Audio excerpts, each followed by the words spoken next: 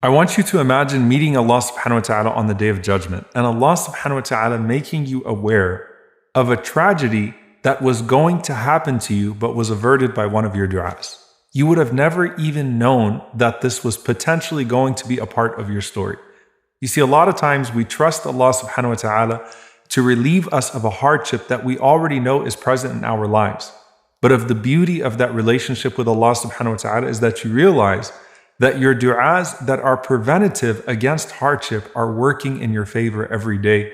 And you don't need to see the immediate effect of your du'a to repel that hardship to know that it is happening on a regular basis. So we've already established that there are du'as that change circumstances, and there are du'as that change the way that we deal with circumstances. When it comes to hardship, I actually want us to talk about du'as that remove hardship in a tangible sense, and then we can talk about du'as that help us cope with hardship and change our perspective towards them.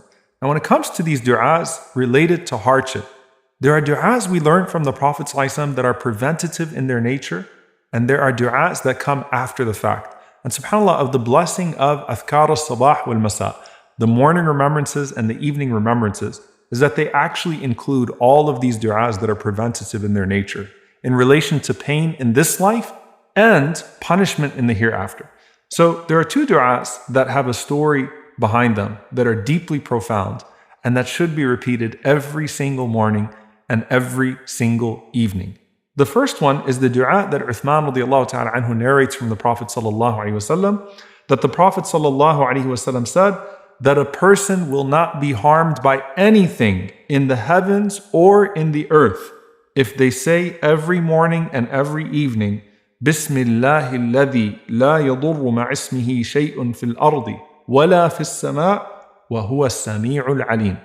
That in the name of Allah, with whose name nothing is harmed on earth nor in the heavens, and He is the all-hearing and the all-knowing. So subhanAllah, when you say Bismillah, you are beginning every affair with the name of Allah subhanahu wa ta'ala, with whose name there is no harm that can coexist.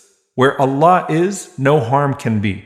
وَهُوَ السَّمِيعُ الْعَلِيمُ. You can't hear or see or know all of what is happening around you and things that are coming your way. Just imagine, subhanAllah, the signal or something that's happening or something that's about to strike you from behind you.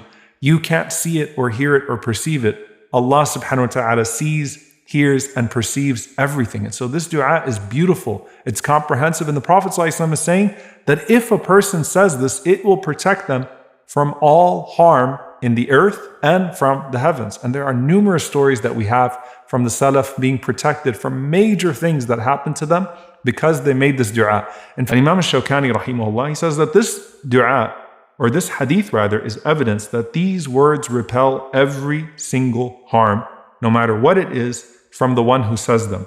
He will not be afflicted by anything in the night or the day if he says them during the night and the day.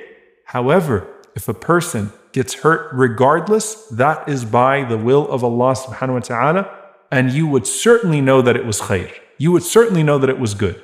If you're saying this dua, then you are asking Allah subhanahu wa ta'ala to protect you, and you have a sure method of protection. And Allah subhanahu wa ta'ala still allows you to be tested and tried with some sort of catastrophe or some sort of hardship, then know that Allah subhanahu wa ta'ala intends for you good through that hardship, so long as you respond with good, just as you began with good, turning back to Allah subhanahu wa ta'ala. So the dua is protection for you from the bad effect of a trial or a tragedy and the tangible effect of trial and tragedy. But of course, Allah subhanahu wa ta'ala still will choose to test some of us with some of these trials and tragedies, and that would be khair for us, that would be good for us, so long as we respond in a way that is pleasing to Him. So this is the dua, Bismillahi alladhi la yadurru ma'ismihi shay'un fil ardi wa la fis sama' wa huwa as-sami'ul alim. You say it 3 times in the morning and 3 times in the evening.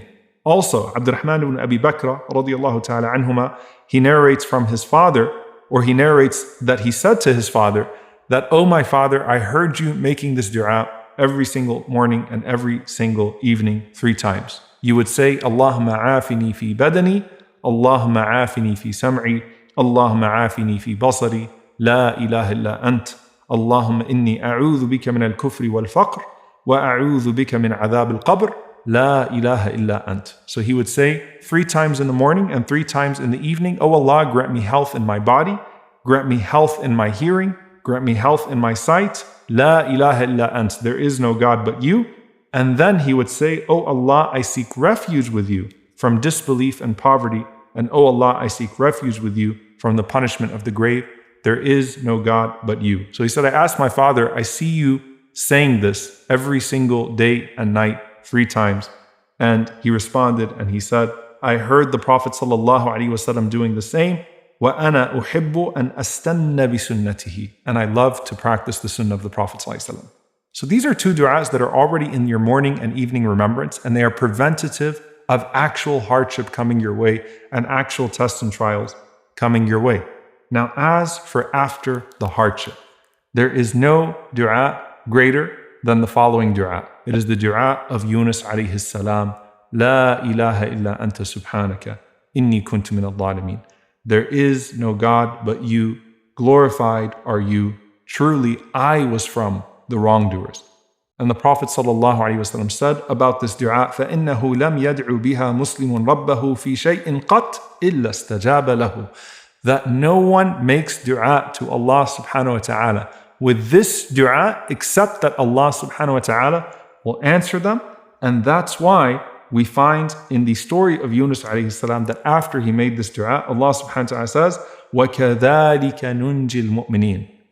And just like that, we rescue the believers as well. We grant relief to the believers as well. So this was not just the relief for Yunus alayhi salam, but the relief that comes to the believers as well.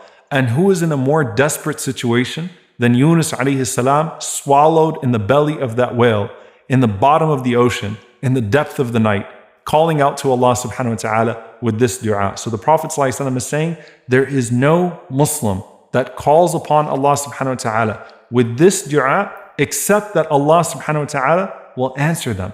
And in that, by the way, is an indication that it's not just the removal of hardship. It's also that when a person acknowledges their vulnerability to Allah subhanahu wa ta'ala, and that vulnerability is especially felt in a moment of hardship, Allah subhanahu wa ta'ala will not just remove the hardship, and Allah subhanahu wa ta'ala will not just remove that which causes you distress. Allah subhanahu wa ta'ala will give you things that you didn't even know you were supposed to be asking Him for.